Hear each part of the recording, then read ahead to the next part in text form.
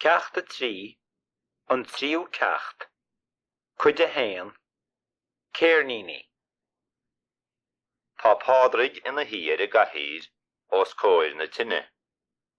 Tá Seán ar a stól. Feiceam an seintúir céirníní ar a mórdan sin.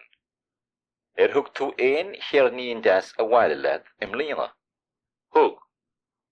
Thug mé am cúpla ceann an deas ar fad. Thug mé rá ceann Fraincishe agus rá ceann Spáinishe. Agus cheannaí mé ceann an Gaeilge agus ceann a méarla chomá. Ach ní féidir le aon cheann acha henimduit. Tá an seintúir briste. Is trúa sin, achas cuma. Déanana sé an gnó uair an eile.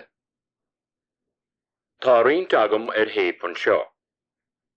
Fan nóméad agus jói mé an taifedáin. Ná bach leis a fádraig. Tá arm imimecht. Tá ma dul go dtí an siúpa. Táim siad a lán chomá. Tá tobac bhuaim.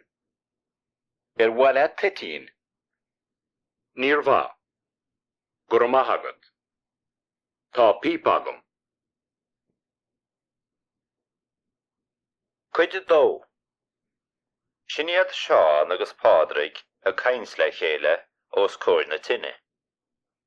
Tá pádraig ar a gcathaoir bhog, agus tá Seán ar a stól.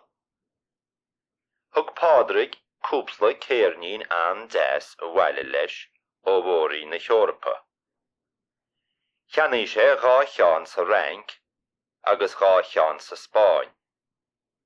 Cheannaí sé ceann an Gaeilge agus ceann a méarla freisin. Is dócha gur a néirin I cheannaí sé iad sin. Tá na céirníní in aice leis a seintúir céirníní ar a mórd. Ba bhhail leis iad a henim de cheann ach ní féidir leis. Tá an seintúir briste. Tá cúpla ceann ar héipéige. Is féidir leis iad a henim ar a taifedáin ach tá ar cheann imimecht. Tá ar dul go dtín siúpa. Tá ar fádraig dul go dtín siúpa freisin. Tá tobac bhuaid.